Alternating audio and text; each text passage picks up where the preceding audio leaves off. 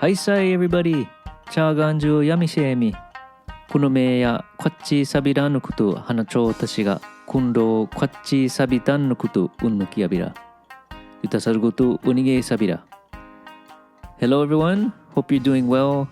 Now previously we talked about the phrase Kwatchii sabira, but this time I want to talk about Kwatchii sabitan, as it also appears in Let's Sing Uchinaaguchi Lesson 1. So thank you for tuning in. So in the last video, I talked about the phrase Kwatchii sabira, and we said it literally means I will feast. So it's something that you say before you eat your food, again meaning I will feast or I will eat. And depending on the context, it can also mean let's eat. So imagine sitting down in front of a spread of food, either by yourself or with a group of people. You're about to eat that food, and that would be a time to say Kwatchii sabira. But again, with this video, we'll look at the phrase Kwatchii sabitan. So as we've done before, I'd like to talk a little bit about the spelling here, especially that TCH right in the middle of Kwatchii. I've also seen people spell it with two C's in the middle. And the point here is that there's kind of a break in the middle of the word.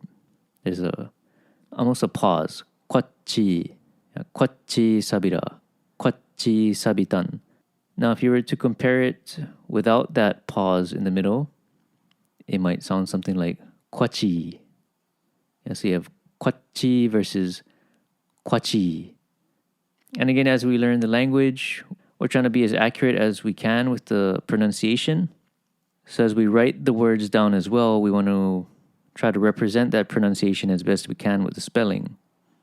So again, Kwatchii versus Kwatchii, right? And we do want that sort of pause right in the middle of the word. So to overemphasize it right here, Kwatchii.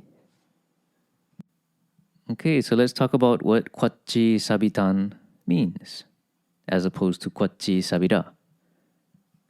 So we got two words here. First is Kwatchii, and the next word, sabitan. Okay, as we've talked about before, Kwatchii is a feast. And sabitan meaning did, or to have done. So it's the past tense of sabin or sabira, which is a verb meaning, again, to do, or I will do. Okay, so when you say Kwatchii sabitan, you're saying, I feasted. In other words, I ate. I finished eating. So again, before you eat your food, say Kwatchii sabira, and then when you're done, it's Kwatchii sabitan. Now I remember there was an instance where a question came up. How would one respond to Kwatchii sabitan? So maybe you're the person who prepared the food and gave it to the one that ate it. They said Kwatchii sabira, and then after they ate their food, they said Kwatchii sabitan. Is there a response to it? And the answer that came up to this question, one thing that you could respond to Kwatchii sabitan, you could say maasatii, or another variation would be maasatii. And basically this is asking, was it good? Did it taste good? And both of these question words are derived from a pretty well-known adjective. Maybe you've heard it before. Maasang. Okay, also maasatii. So maasatii would be the formal version of maasang. Maasang would be kind of your basic, your root form, your dictionary form of this adjective. And this means delicious. Okay, but if you say maasatii, you're asking, was it delicious? So question in past tense. In a later video, I'll go over adjectives like maasang and some simple conjugations, how to make it past tense and how to form questions. But for this video, we'll just stick to our two phrases here. Kwatchii sabitan, I feasted. And then responding to Kwatchii sabitan. And again, this is just one option. You could respond by asking maasatii, maasatii, right? Was it delicious?